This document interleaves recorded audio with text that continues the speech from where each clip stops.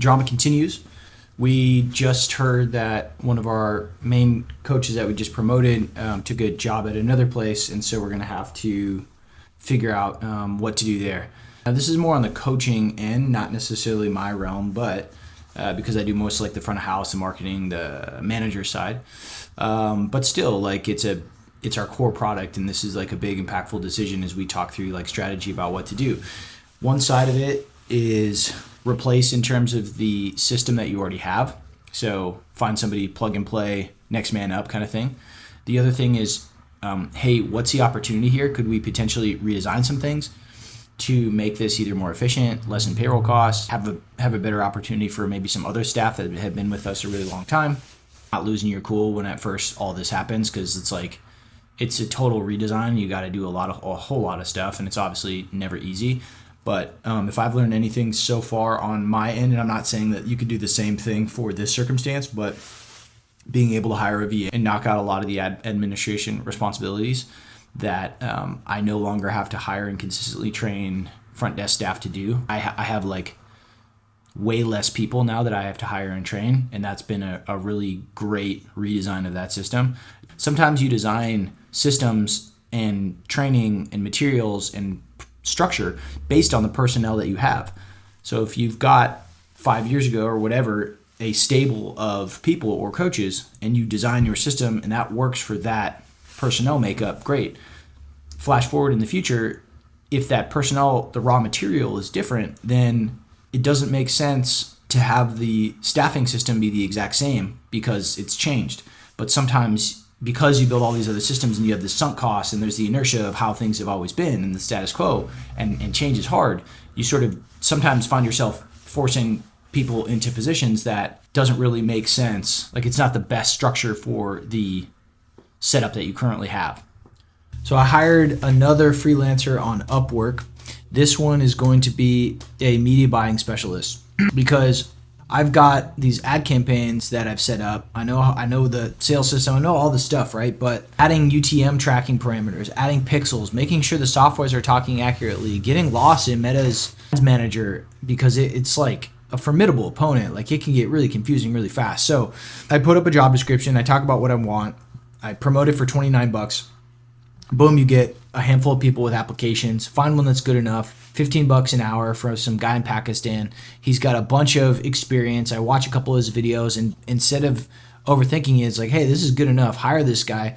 Boom, we're going to bring him on. If best case scenario, he's going to crush it and he's going to help us and solve our problem. And now I've got a really specialized labor for not that much money, comparatively speaking, what I have to pay in the States. And other case scenario is, look, he doesn't pan out. Then you just go to one of the other job applicants and you do it again.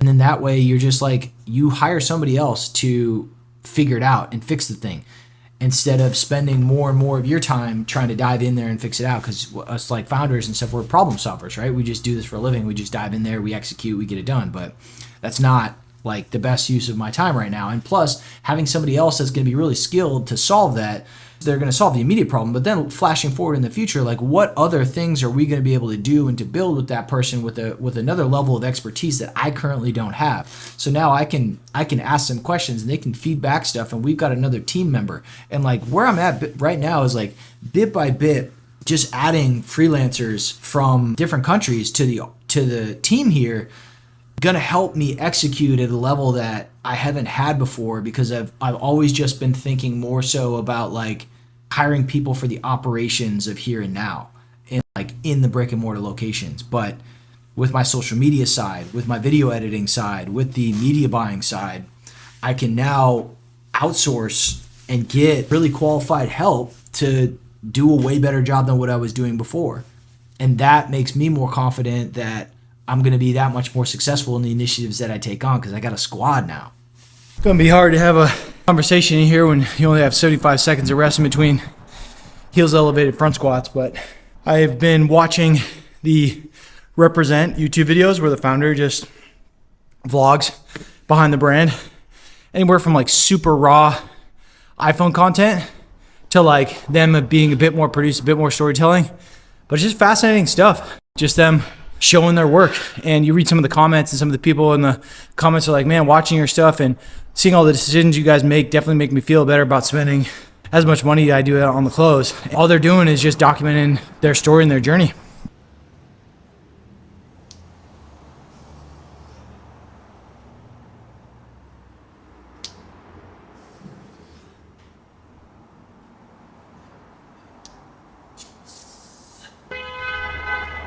It's kind of what I struggle with the most when I'm making these videos, is knowing what to talk about, but then also, is it interesting to the audience? But when you watch some of these other vlogs from founders, they talk about the same thing. They're like, who knows if this is actually going to be interesting or boring? And so we all feel that way because our life is like the same, you know? But when you watch somebody else's, it's actually interesting. So nobody else is in the same like pocket as you, and it's interesting just to kind of see the consistency and the mundane pieces in like how you're going about it.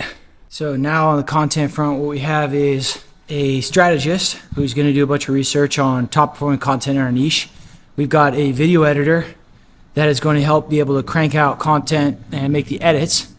And then we've got myself, we've got Bella, and we've got Tim to sort of set this narrative content plan of looking at what are all the kind of the seasonal events that are happening at Allegiate from a yearly standpoint, from a quarterly standpoint, from a semi-annually, then a weekly. We can think about our core kind of personalities. We can think about the angle that we want to do. I've got a bunch of different formats, like a one-shot, a vlog, a yap, and a carousel post, all that we know are like strategic good formats to be able to make content in. We can make some templates on some stuff. These strategists can help write scripts using ChatGPT and feedback and this brand deck guideline that I'm going to make, I haven't made yet. And now we can do all this for under $800 a month and be consistent. And I told this person that I'm looking to hire is like, I need execution. I need somebody that can help set the plan, but then can get what they need, get what they want, manage the project, and help me get this thing over the finish line on a consistent basis. And I'm measuring success based on inputs. Like, are we publishing when we said we were going to publish? Are our reels getting the views that we're looking to get? Are we going from, say, 8 to 10,000 on a decently performing reel to now we're at like 12 to 15 and hit that plateau. And then we go from 15 to 17, 17 to 20. Maybe we have a couple breakout stars. But when I flash forward in 6 months, I want to look back and see that body of work. Like, were we consistent on the inputs that we wanted to? And then the output metrics are going to come, like the followers, the growth, the organic engagement. That stuff's going to happen if we're approaching the inputs the right way. Like, how could it not? But what I'm doing right now, and where I hired somebody, and I'm like proud of myself for bringing somebody on now and going through the upfront investment time cost to build the job descriptions, to do the interviews, to think about it, to all that stuff, figure out the pricing, figure out how to organize all this stuff. Like, that's a lot of work. But flash forward 6 months from now, if we open another location, in the past, all that stuff would just drop and I wouldn't finish it. But now I'm going to be able to have a team and like delegate some other stuff where that stuff can still keep churning, and these new locations or whatever new initiative is going to come down the pipeline is going to work itself into the content. And I've got a system now to be able to execute.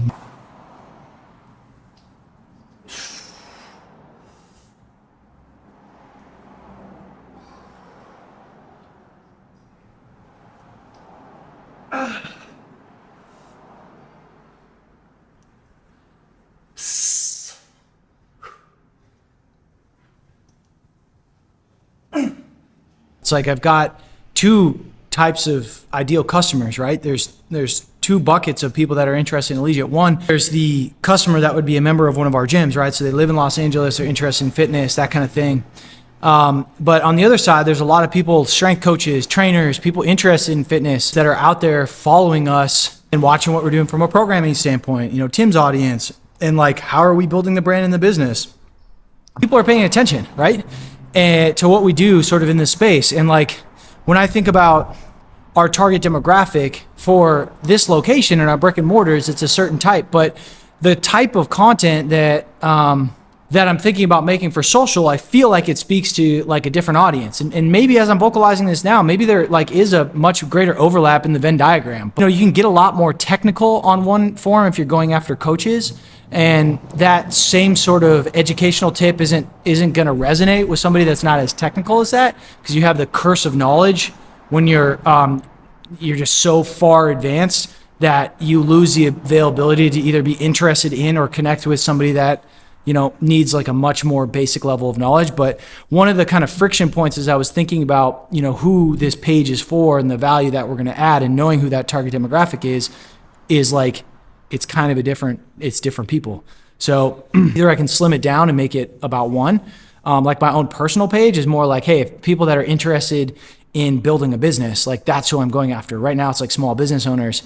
I have a lot of gym owners that pay attention to what I'm doing because I own gyms and I'm building a gym and I'm talking about all that stuff. But it's also broader content that speaks to systems building, to scaling, to hiring, to training, to firing, to, you know, leveraging AI, like all the stuff that it comes from an operations standpoint, and then marketing, copywriting, advertising, like that. Somebody that's interested in all those things, which in my world, it's like a small business owner because we have to wear all those different hats. And so I like speaking to all that stuff. So for me, that's like a clearer picture of who I'm after. But on the brand side, because of this geo-targeted person could join the gym versus somebody that's interested in just higher level fitness-based content, it's like, it's a bigger decision that I haven't quite made yet for the brand.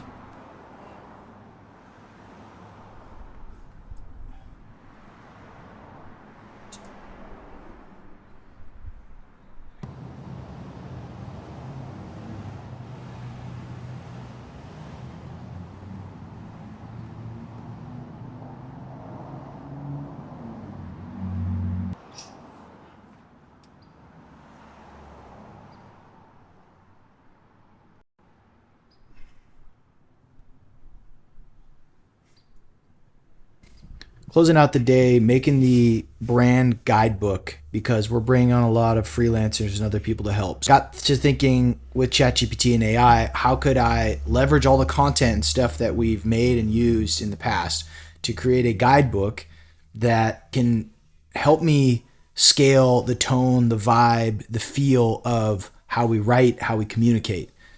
Because as somebody that spent a lot of time writing copy, thinking about copy, reading copy, calls to action, email headers, subject lines, Instagram posts, there's a lot of nuances because there's so many different mediums, but there's also a lot of commonalities in the same sort of team captain tone, vibe, feel that we have. Being, you know, a team captain myself, and also over the years, like I know how to speak like that, but somebody that I bring on, unless they're extremely specified and have that exact background and strike that, you know, perfect personality, they're not going to know how to do that. But my belief and my thought is like, can I leverage AI and all the content that we've made to be able to make something like that? If it's our website, our investor deck, our brand deck, our Instagram, and I'm freaking blown away. Like, it is so fast, and even ask it nuanced questions like, hey, our blog is super technical heavy, but my business partner Tim writes it and I edit it. And so it's really an awesome part of our content pillar because it's really high value and it's educational, but it sometimes can get a little too sciencey. Before you add it to the brand deck, how would you approach this? And then it spits back a quick answer where it's just like, okay, cool. I'll see what common patterns there are and things like that. Maybe I'll be able to identify this as a content pillar and be able to give guidance that, you know, when you're writing these type of blog contents, you want to approach it this way. But, you know, when you're writing, you know, for a social media post, it might not be the same thing, and I'll incorporate it into the whole deck. And I'm like, wow, that's an amazing answer. Cool. Let's proceed with that.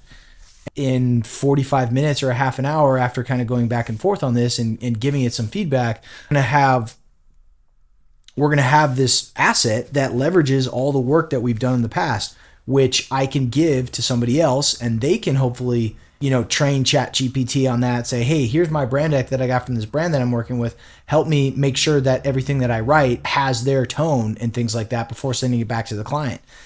And my dream is I'll be able to get scripts that are, you know, research back. We know that they're going to perform, or we have a good idea that they probably are based on what our competitors are doing, based on what influencers that we're following, based on the type of content that we make, and that this script is going to be written in such a way that I would talk and speak. And then now I can just film this stuff. And the pace of execution, honestly, the quality of execution too is going to be there. But even if the quality was, you know, 80% or 85% and not 100%, like, the pace of execution of getting an idea just out there and flown, and the consistency that we can do it, like, that's how you win in today's day and age. Like, you don't win by and waiting for the most one perfect thing. Like, you got to be out there constantly firing because there's just a tsunami of content from everybody, right?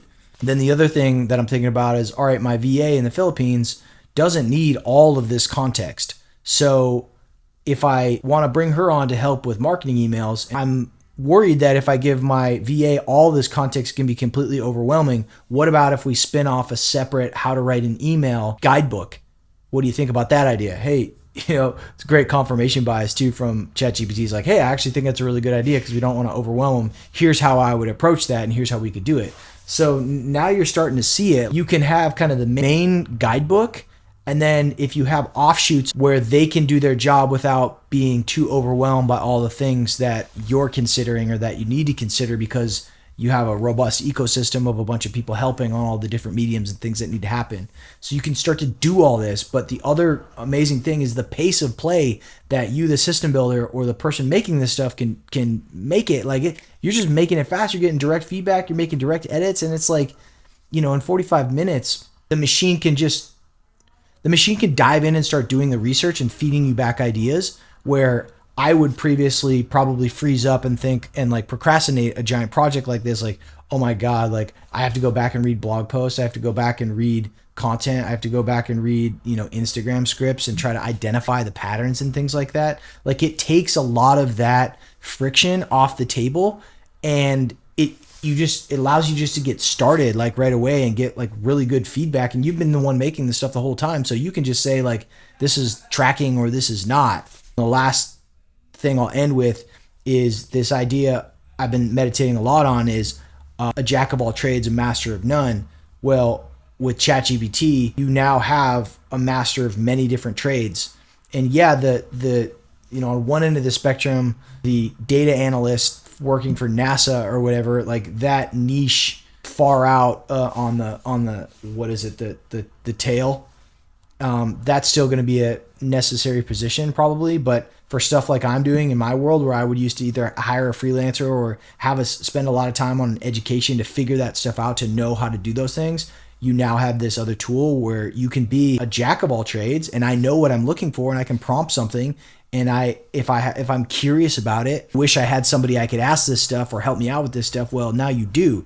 And so the value becomes the person that's now the connector and seeing the patterns and asking the right prompts and questions. So as like me, a small business owner, from an efficiency standpoint, from a pace of execution standpoint, from a availability or ability to wear a bunch of different hats, but now execute at a very high level, like it's amazing. Like it feels so good. Like I was telling our staff, it's like a watershed moment. Like the internet came and that changed everything, right? And then for me in my world right now, with all these tools that are coming at my fingertips and the low cost of them, the ability to just implement it and use it, the sky is the limit with how lean I can operate now. And I can get so much more done with one tool.